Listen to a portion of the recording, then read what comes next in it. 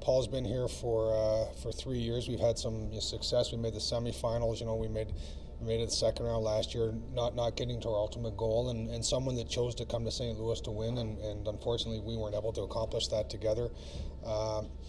This wasn't something that probably 10 days or certainly 14 days ago I even contemplated doing, but our play recently has given us a little bit of concern, and we just felt that now was the time to address our team moving forward. You gave him the option, though. If he would have said no, you would not have made this move? Yeah, he had a full no trade, but when I talked to Paul, I said, you've earned that right. We're going to respect whatever decision you make, and I think it was difficult for him.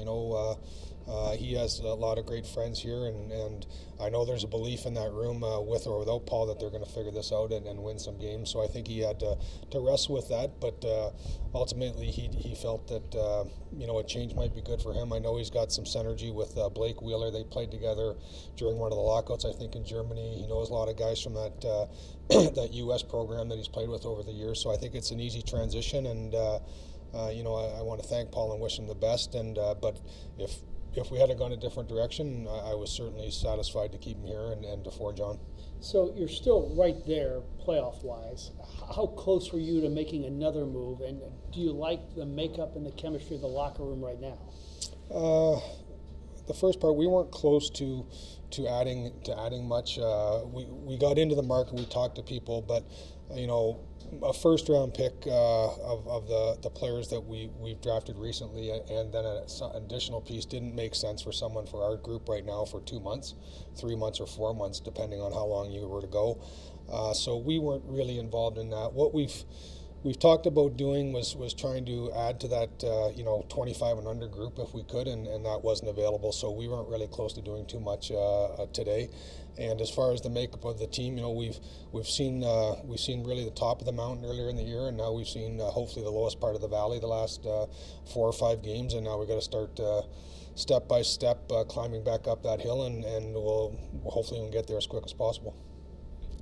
Doug, you mentioned the 25 and under group that you kind of want to build with this team. So when you look at some of the veterans there, do you still feel like they're helping and benefiting this team? Oh, for sure. I think when I say that is we're looking to build around a core, but every core still has great leadership, and I think we have that with Alex Steen and Petro's.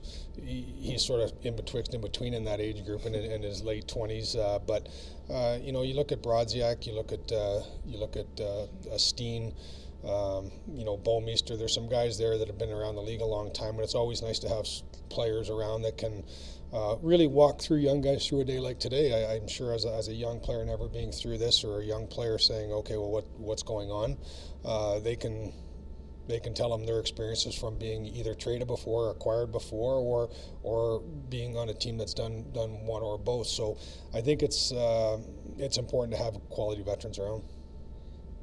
Are you a guy that usually wears your emotions on your sleeve? I mean, are you ticked off? Are you disgusted? Or how do you feel right now? Yeah, I don't want to say disgusted. I would say disappointed in myself, disappointed in where we're at today. I didn't foresee this, as I said, certainly 2 months ago or even 2 weeks ago. I thought we would find a way to stabilize when we got Schwartz back, but our game hasn't looked like our game when it did before. We have a lot going on in our minds now, and hopefully past this trade deadline day it can clear our minds up. We're playing slow because we're thinking slow, and I think we're overthinking. We just have to get back and just to play hockey, and that's what Mike's job is, to instill that in the guys, and again, just play on instinct and play the game.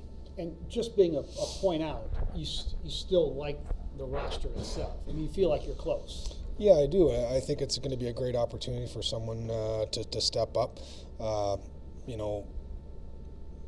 In sport, it could have been an injury that happened today, and we weren't going to mail it in. So this is Paul's a great player and a great person, but he's no longer part of our organization at this time, and we have to move on. And these guys are proud people, and they're going to step up and they're going to play their best.